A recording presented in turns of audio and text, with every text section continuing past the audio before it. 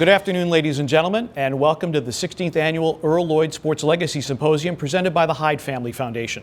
I'm Pete Pranica, the TV voice of the Memphis Grizzlies, and I will be your host for today's conversation. Through this symposium and the National Civil Rights Museum Sports Legacy Awards, we honor athletes who made significant contributions in civil and in human rights. Today's Sports Legacy honorees have laid the foundation for future leaders through their work in athletics and in philanthropy, while keeping in mind the spirit of Dr. Martin Luther King Jr. We're proud to partner with the National Civil Rights Museum, not only for today's symposium, but for a series of events this week and holiday weekend that provide a critical platform for dialogue that not only honors Dr. King's work, but also speaks to the work that is yet to be done in his legacy. With a message pre-recorded earlier this week outside FedExForum, here is the president of the Memphis Grizzlies and FedExForum, Jason Wexler. As the Grizzlies celebrate their 20th anniversary season in Memphis, today we will tip off our 19th annual MLK Day celebration game presented by Ford and your Mid-South Ford dealers at 4 p.m. against the Phoenix Suns. This year also marks the 16th annual Earl Lloyd Legacy Symposium presented by the Hyde Family Foundation and features this season's recipients of the National Civil Rights Museum Sports Legacy Award, also presented by Ford and your Mid-South Ford dealers. The award pays tribute to athletes who have made significant contributions to civil and human rights throughout their career in sports. And this year was such a vivid reminder of the powerful impact, palpable inspiration, and enormous influence of the contributions so many athletes have undertaken. Although we cannot gather in person, as you watch this virtual conversation from home on Fox Sports Southeast, please know that the annual tradition of honoring Dr. Martin Luther King Jr.'s legacy is a point of pride for our entire Grizzlies organization. We strive to bring awareness to and support for the National Civil Rights Museum's mission to deepen our understanding of the ongoing struggle for social and economic justice that Dr. King made his life's work and his enduring legacy. The Grizzlies are pleased and thankful on this day every year to be able to ignite a conversation that both reflects on where we have come from and reminds us how much remains to be accomplished. Thank you. Thank you, Jason. Honoring Dr. King is a point of pride for the Memphis Grizzlies organization, as is having the National Civil Rights Museum in the city of Memphis. The National Civil Rights Museum is an integral partner and collaborator in our annual MLK celebration every year. And speaking from this remarkable institution earlier this week is their Chief Marketing and External Affairs Officer, Mrs. Faith Morris. Hello, I'm Faith Morris. Welcome to the National Civil Rights Museum. Welcome to 2021 and doing things differently. I'm standing in a closed museum because of safety precautions during this pandemic. Usually on King Day, this museum is full of guests, full of families, full of kids, and activities all around the campus. Thousands come each year to celebrate this man born king. This year, no crowds, but we're still celebrating, virtually, thanks to COVID. And we're joining the Memphis Grizzlies, as we do each year, in paying tribute to Dr. Martin Luther King Jr., his life, his legacy. We're continuing the tradition of honoring sports legends and having critical conversations during the intersection of race and sport. And of course, the civil rights game today. This is such an important holiday, this day of service dedicated to the principles of Dr. King, the King holiday, which, like everything with the civil rights movement, was fought hard to make it a reality. So on this King Day 2021, Dr. King's 92nd birthday, we do what we do every year at the National Civil Rights Museum. We lift his voice, his ideals, his teachings, his brilliance, his strategic leadership, his love for his family, his love for mankind. It puts what we're going through, what Black and brown lives have been put through, and what needs to change in perspective. We know 2020 was tough. Even more reason to reflect on this man who was born king. And imagine what he would do to help us through our most difficult time. It's a nation divided, Black and brown people over-policed, a virus that could have been curtailed but wasn't, and now it's a raging pandemic, jobs and lives lost. Dr. King was a humanitarian, a realist, a visionary, a prophet, unselfish. He urged us to be more humane, to choose love because hate is too great a burden to bear. I think we're witness to that still today. And with the injustices in our society, Dr. King reminds us that whatever affects one directly affects all indirectly. We should remember that and act accordingly. We celebrate Dr. King's life. We celebrate his hope for a more just society. We celebrate this man and how he inspires us, this nation, this world, to do better, be better. And remember his wish for us is to understand that the time is always right to do the right thing.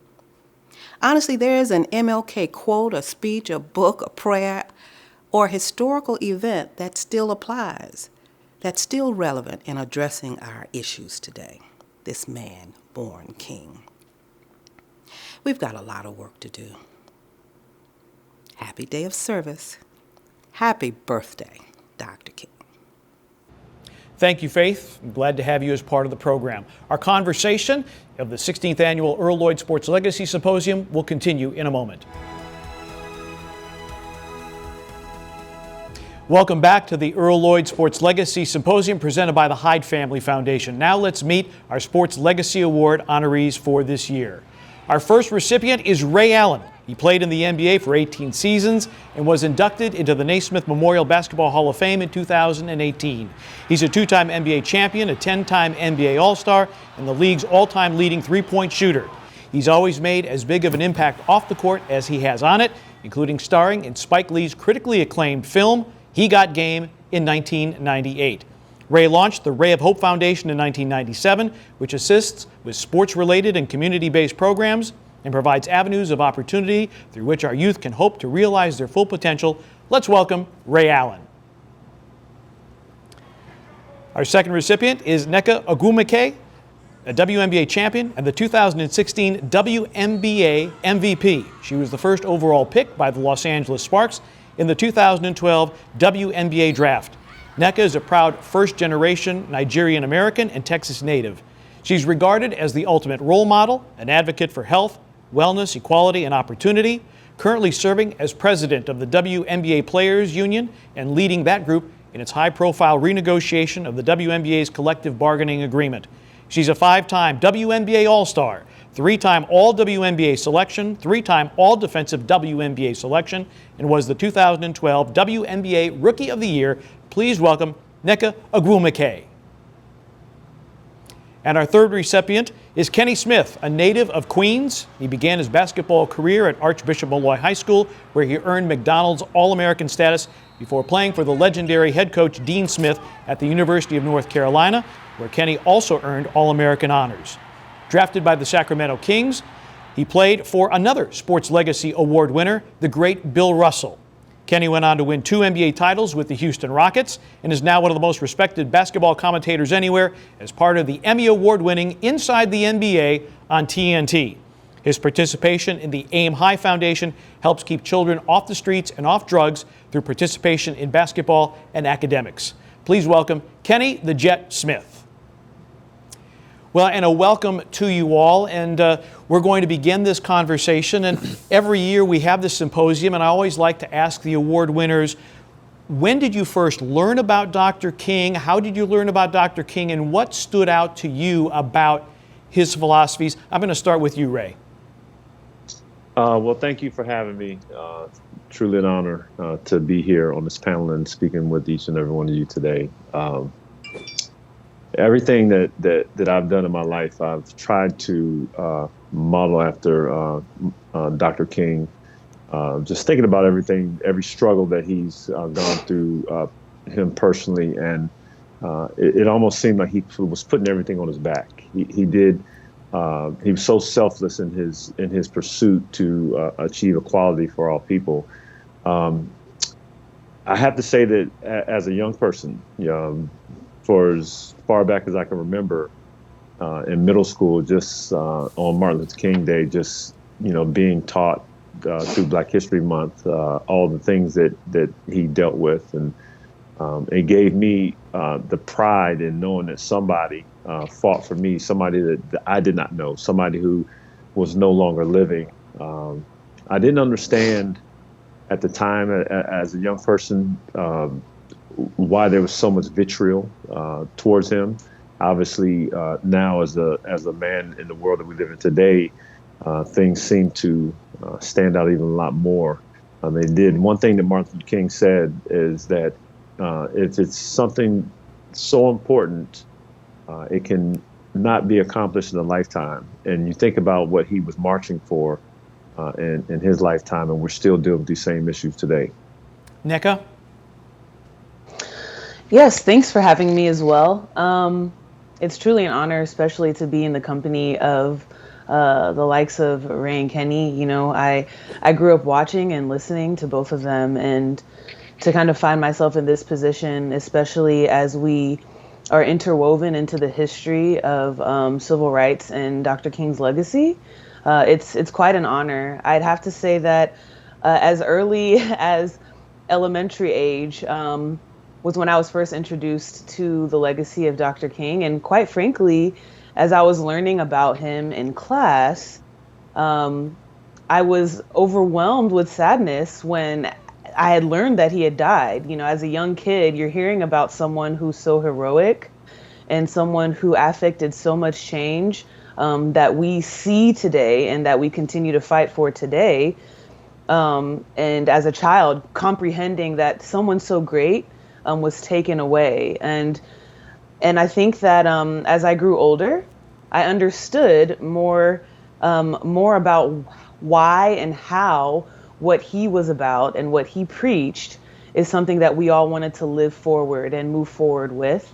And I'd have to say that it's certainly exposed me to a lot that I didn't learn in school, that I've now had the agency to discover on my own. And I'm really proud of that. And I really love that there's always still something more for me to learn through the legacy that he paved. Kenny? Well, you know, I'm a lot older than Nneka and Ray. So, you know, I used to go, I'm from New York City, and I used to go back and forth from New York City to where my parents were from in South Carolina. And I used to see the difference in, you know, the political climate and socioeconomic climate of both places. So that's when my questions started to come. And that's when I was first introduced to Dr. King. And a lot of things that they, you know, our panelists, you know, were part of or hear about, I was actually part of writing letters to make a February, making it Black History Month, or those type of things. So I was engaged in a lot of those things. Martin Luther King Day, you know, I was engaged in those because I was living in those moments before these guys were probably even born. So I became more part of that culture very early in my life, and understood the significance of it. The other thing that I would add is that, you know, my dad, his grandfather was a slave. So the conversations that I had at our dinner tables were so significantly different from, you know, possibly theirs. And I just want them to kind of think about that. Like, I'm, you know, only a generation removed from that. So that we were always talking about civil rights, Dr. King, and all the things that he had done through his lifetime. So for all of you, and we want this to be as free-flowing a conversation as possible, what if Dr. King is here today in 2021 and looks at the current state of civil and human rights in the United States? What do you think Dr. King would say about what's going on right now? Me personally, I don't believe that he would be happy. If you think about, it seems like we have made great strides, but in the same token, I think he would be disappointed because you're talking about 50 years ago since his passing. And so, you know, I think even to take it a step further, just thinking about, you know, Black people in general, you know, and Kenny can attest to this, when you're thinking about the struggles that we had, you know, back in the 60s and 70s, and then it seemed like we gained a sense of worth, self-worth, as the 90s and the 2000s rolled in, where you started seeing people, Black folks with significant wealth, not as a overall culture, but just as you've seen, some Black people coming to money. Our sense of struggle seemed to collectively disappear. And you see back in the 60s and 70s when so many people fought, stuck together. You think about Jim Brown and Bill Russell and Muhammad Ali. That always reminds me that I'm standing on my ancestors' shoulders because of the fight that they had to endure just to play their sport, just to exist. And we don't have that today. So we have to always be mindful of what it is that we've been blessed with. And we have to be humble in this endeavor that we have now, and make sure that we, move forward knowing that we have to create a legacy for those that come after us. And I think that's what his whole mission was, because he created a bridge for us to have and do the things that we can't do in this world that we all live in together today. Yeah, I'd have to agree with Ray in that I think as an American people, I can't say that he would be proud of our progress. But I think if we speak, I guess you could say culturally, specifically in the Black community, I think that our way of life certainly signifies that change has been made, I guess, individually and collectively, us having the opportunities that we have now. But I think the complacency of that is something that he would have a lot to say about. And as we've evolved from civil rights, for Black people as a whole, a lot has evolved for the rights of women and so many other marginalized groups. And I think that he would actually think that his work is, there's a lot more work to be done, even with the amount of work that he did provide in history's past. But I will say this is, he always preached about love driving out hate and love being the only way. And I think that the peace, the education, the love that we see amongst our community, the love that we see in allyship, the leadership that we see in what has been exposed, especially in the last year, is something to draw upon. And harping on what he said, it's a daily thing, and we can't just be ignited by an occurrence. And living it every day is something that needs to happen. And I'm hoping that that's where we're headed, and that's the time that we're in now. Kenny? Well, I think, that's at some parts, as the panelists have said, there are certain things that we could all look at and go, we could do better, and things could be better. But I also looked at even the things that have happened over the last week. With he might be pleased. I'm an optimist in thinking that there's so many people climbing walls because my question is, why were they doing it, and why are they doing it? And my answer would be because things are changing. If you look at the president that they have been backing, that many of us had thought had made some really unjust and comments towards, and really empowered a behavior of people that we as Americans, I think we all wouldn't tolerate. He's voted out. Georgia becomes a blue state. Arizona becomes a blue state. The first senator goes to Congress from Georgia. Laws are changing in California where you can vote after you've completed your incarceration. So a group of people now are creating a change. And we just have to realize that and continue that change. So I think that he would say, continue the change, continue voting, continue empowering each other so you understand group economics, which then will eliminate systemic racism. I think that's what he would say, because we have people climbing the walls right now. Yeah, Kenny, to your point, I think when you look at the events that we've seen unfold over this past week, you couple that with everybody being excited about what happened in Georgia, you just realize that I think the past 4 years, it's made all of us more civic minded. So when you think about, every person that was elected, that was a part of government, the Congress, the Senate, every person that was a part of the Trump administration cabinet, I personally, and I'm embarrassed to say this, but personally, I know everybody involved. And it was to a fault because oftentimes, Trump would say or do something, and then, some person that was a surrogate would come on, and then we got to know who this person was, and it was always them explaining something away to us. And so you had to really pay attention. It was like the wool was being pulled over our eyes, half the time. So it forced us to have to understand what was going on so you could realize that the lies, they were so on the surface, and we had to get down to the bottom of it. So I think it really woke a lot of us up to what was going on in government.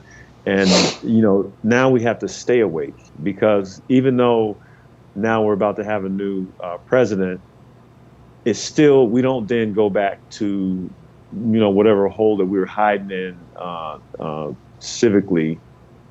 We still have to pay attention to what these people are doing in government now. We have to understand, like, there's so many things, so many changes that need to be made.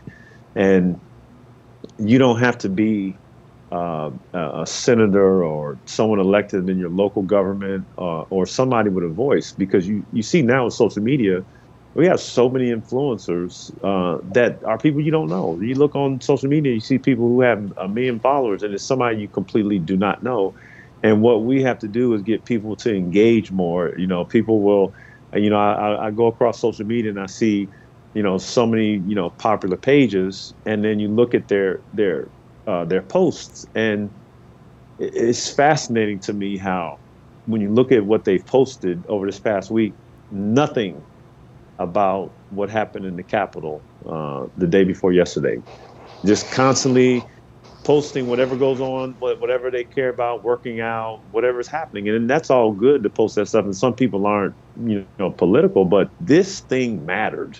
This was historic, what happened 2 days ago. And this was an opportunity for every school, every teacher to teach the children in that school, and for every citizen to understand how government was affected and what could have happened, because it was an attempted coup on our government. And if you didn't talk about that, if you didn't post about it, then these people are asleep at the wheel, and we have to make sure we continue to stay awake no matter who's in office. Now, Ray, you make a great point about civic engagement, and obviously everybody plays a role in all this. But as high-profile athletes, is there an additional responsibility, because you have, for lack of a better word, a bully pulpit as a professional athlete, to be even more engaged, to be even more out front in your work in the community in terms of civil and human rights? I don't think they have a greater obligation, if you're a current athlete, to participate in creating a platform. But I do think in this current climate and where we are now, you do have an obligation to either support financially or sweat equity in some program. I don't think that you could be in this climate and not participate. You don't have to create. I don't think the creation of those things are not for everyone, but the participation is easy to find now. There's so many great organizations that you can point to in your community, nationally and locally, that you could put sweat equity in and or financial equity in to let them continue doing their fight. So yes, I think you have that obligation today. Yeah, I think to kind of supplement what Kenny was saying, I think as an athlete, there's this added pressure with social media now to provide certain things for your platform. And I think Kenny is right in that it looks different for everybody. Like, not everyone can go out there and post.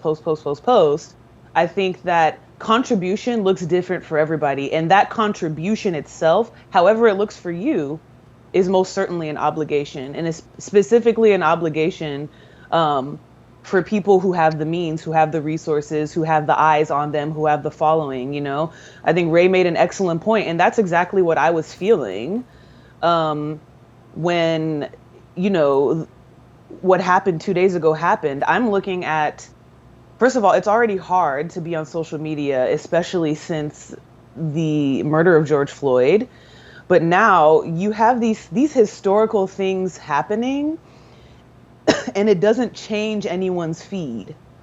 And it feels a type of way as an athlete to see people with influence who, and not to say that you have to broadcast everything that you're doing, but it doesn't seem like there's any indication that it matters to certain people who do have the platform. And so it's hard to say, yes, everybody should be out there posting, but there's a contribution that everyone can make, especially if you have that following and the resources to do it.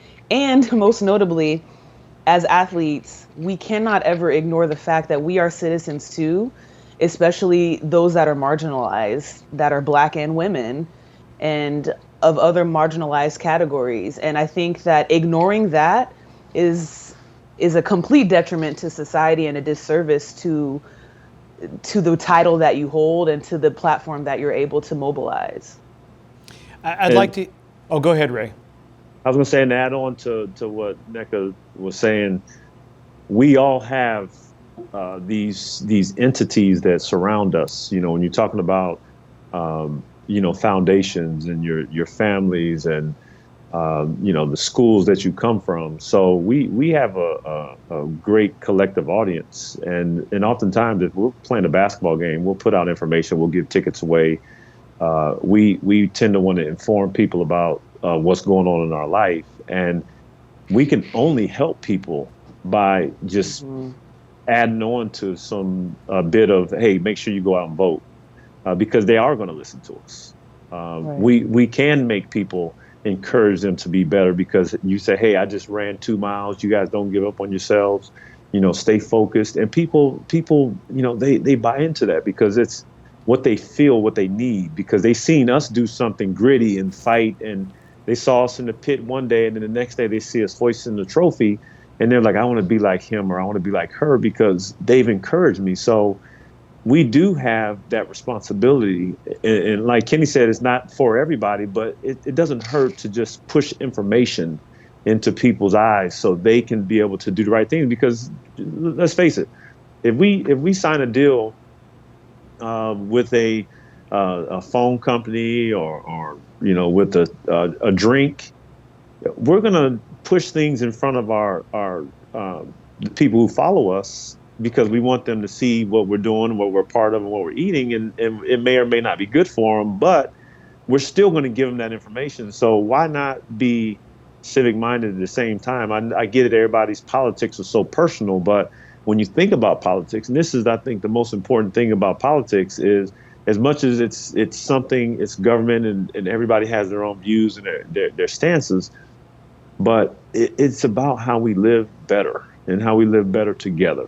And I think if we're pushing a good narrative where people want to live better and eat better and love better with their friends and family, like, how can you be wrong with pushing that narrative? Exactly. I'd like to allow each of you an opportunity to just tell our viewers, because I know they're curious about the things that you do in the community to advance the quality of life, as Ray, as you talked about. Well, I guess one of the things that I've tried to do, because I've saw the disparity in education in the inner city. So with my foundation, what we do is we go, and I've been doing this for you know, a couple of decades now. But so we saw this pressing need when I lived in Boston, and there was a segment that came on TV, and it said that there was a school in Ohio where every child had to have an iPad coming in to school. And this was when I just got an iPad. And I was saying to myself, I have an iPad, but nobody else in my family has an iPad. And you're talking about kids having an iPad. I said, just imagine what that's going to do to the kids in inner city. So I said, wow, look at the creation of the information gap. You know, if kids in suburbia have iPads and the kids in inner city don't, like you're creating this desert, you know, for the kids in inner city as they get to the high school level, because they're not getting the same information, education, ability to connect to the web and learn things that aren't necessarily, you know, inside of their neighborhood. So what we started doing was we started locating middle schools, because we want children to have access to information going into high school and learning to read and learn how to use computer programming, because, you know, these are the things that allow you to get jobs, you know, first get accepted in college and then later on get jobs in the workforce. And this is not just America, all over the world, because kids all over the world are using the internet and able to get jobs, you know, coming into this country from other countries. So what we want to do is build computer labs in middle schools, because we believe, and for the most part, when you go into a lot of schools, you see that they don't have access to technology.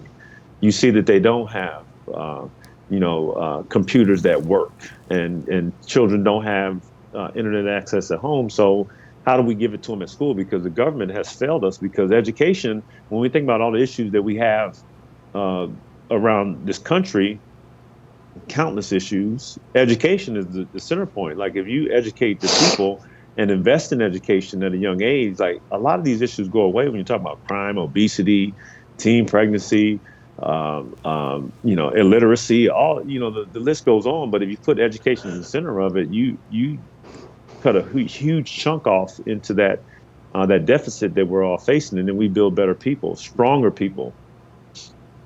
Nneka? Yeah, so I think that I've kind of found, I guess, my purposeful intention in impacting the community in the last 4 years as president of the WMBPA.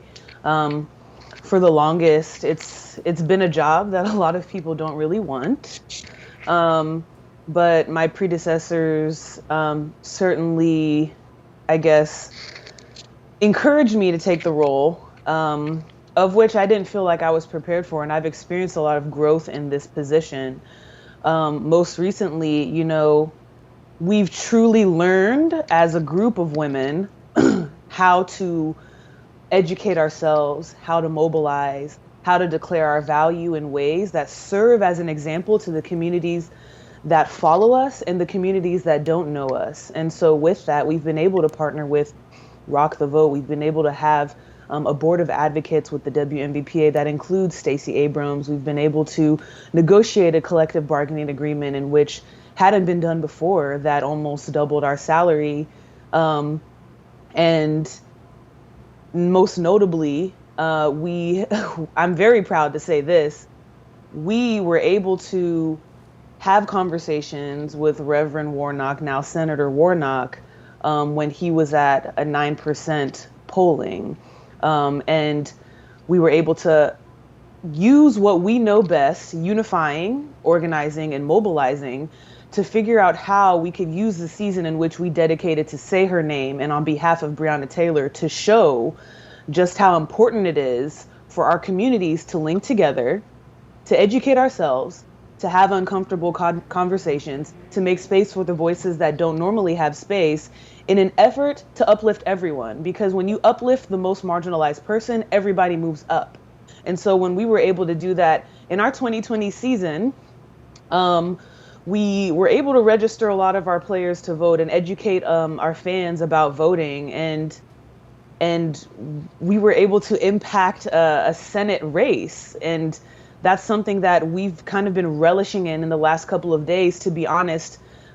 We've leaned way more into Senator Warnock and Senator Ossoff's win than what has been happening in the Capitol, because time and time again, history that has been made, especially by means of the Black community, continues to be overshadowed. And so we've really learned how to lean into that, and for us to understand that we can do it together, we can do it through unity, and we can truly affect change in a way that doesn't just impact us and the people that follow us, but impacts civically and nationally. And we're hoping that we're going to have more opportunity to do that later on. Excellent. Kenny? Yes. Well, for me, I have the Hyde Foundation, which is what, started actually during Hurricane Katrina. We are no longer, at one time we were a charity where we just, we did and created events. Now, as a foundation, which is the difference, we seek out charities to help. So we work with Big Brothers and Big Sisters. We work with Habitat to Humanity, Feed the Children, and we financially help them or sweat equity help them. So we've raised tens of millions of dollars and given away tens of millions of dollars through those causes, and we will continue to do that. At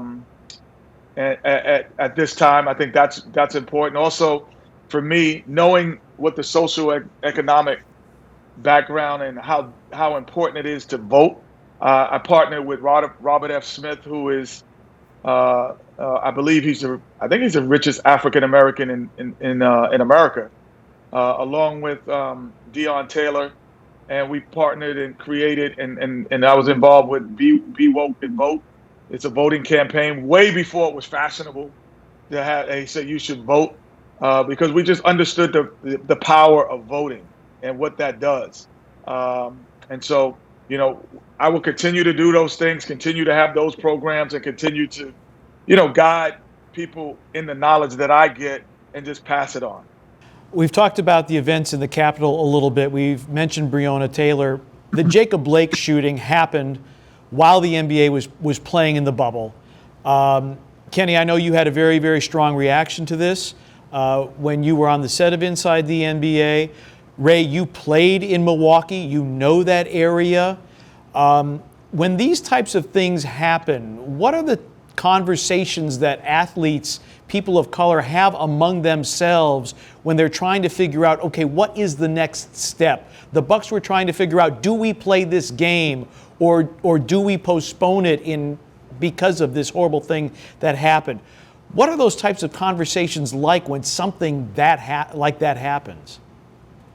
Well, I would say, me personally, one of the issues that I dealt with when I was playing, and it's fascinating too when you think about having this platform and you're in a position to make a decision that's going to affect your teammates and people are watching.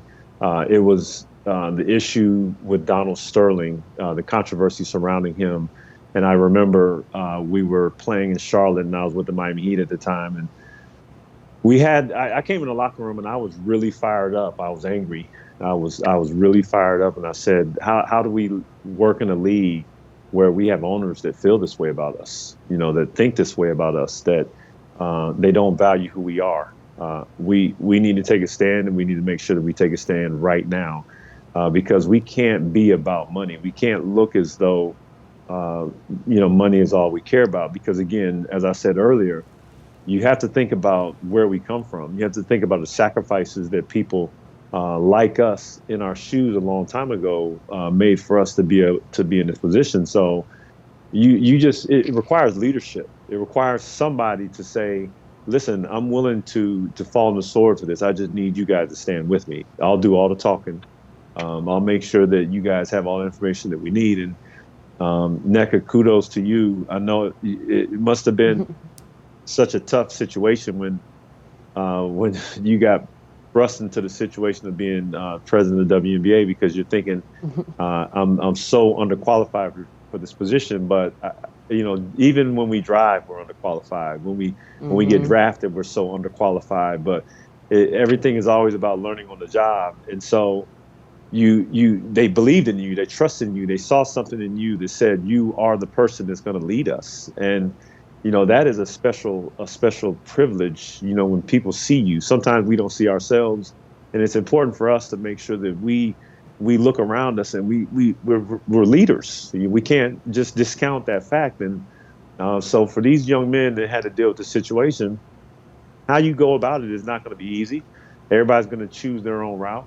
But the most important thing that all of us have to do is we have to share the information with each other. We have to communicate. And I think as long as our leadership communicates to us, if I'm the leader, or if I'm following somebody who's leading us, as long as we talk to each other, so everybody's on the same page, then we'll be successful in whatever endeavor we follow. Nneka or Kenny? Yeah, I really appreciate that, Ray. I think that ultimately, you're right. Sometimes you don't see it in yourself, and you do learn on the job. And it's a challenge, but it's a challenge that I like to face, and I'm very honored that, my constituents believe that I was equipped for that, however underqualified I may have been or felt. And ultimately, with the shooting of Jacob Blake, that for sure for us was most certainly history in the making. I mean, on a game day, Kenny and Ray, you can attest to this. Like on a game day, it's kind of like there's no questions asked. I have my routine. Let's do it. And I was on a phone call through. I mean, my game was at like 10 p.m. I was on a phone call through my pregame lunch, through my pregame nap, all the way up into the bus, because we were trying to figure out what we were going to do. We still got on the bus. We still got to the arena. And DC and Atlanta, it was 15 minutes left until tip-off. No balls were bouncing. All of the players were on the court talking about whether they wanted to play and what the shooting of Jacob Blake meant to what we're experiencing, especially in a season in which we were confined. And it was truly such an inspirational moment because, as Ray said, like, we didn't care about bouncing a ball at that point. We didn't care about money lost. It was all about, where do we fit into this and what is important?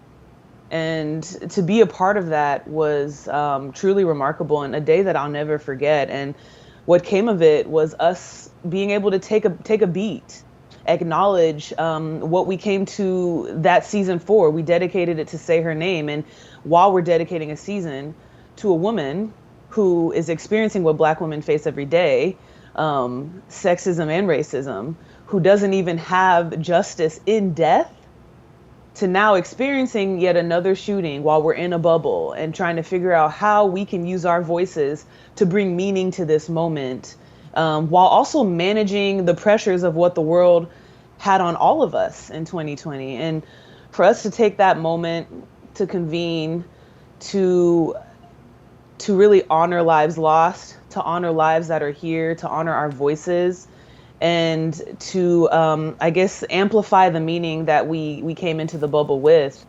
It was historical, and most importantly, I think it was great for us to be able to stand with our brethren in the NBA, and take that stand together. I think in a lot of ways we were both in Florida, but we felt so close because we were able to take that stand together and just, be unified and let people know, like, this is way bigger than sports, but sports is the reason why we have the platform for it to matter if we don't play.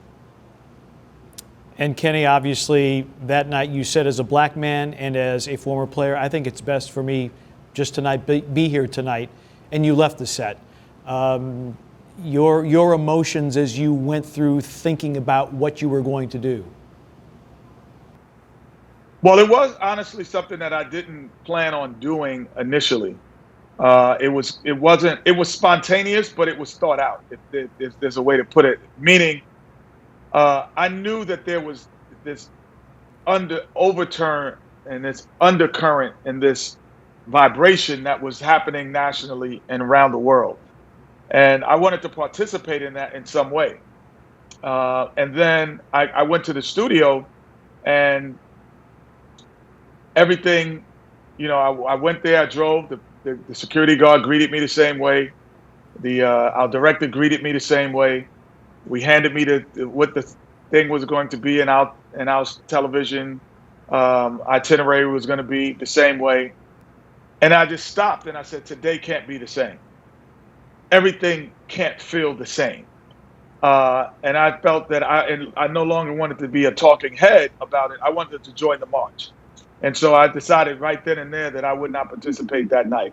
And I felt that I could make a bigger statement by not talking than actually participating and giving my opinion at that point. I just felt everything couldn't be the same. And there's two things that happened afterwards that I knew that I did the right thing. I didn't know at the time that Jacob Blake Sr.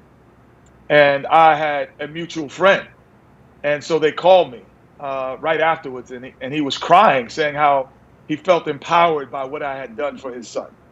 So that made me feel good. But secondarily, and most importantly even, I have a 12-year-old son. I have 5 kids, but I have a 12-year-old son, and I didn't know if he saw it because I didn't know if he was up late or what have you, might have been and seen it.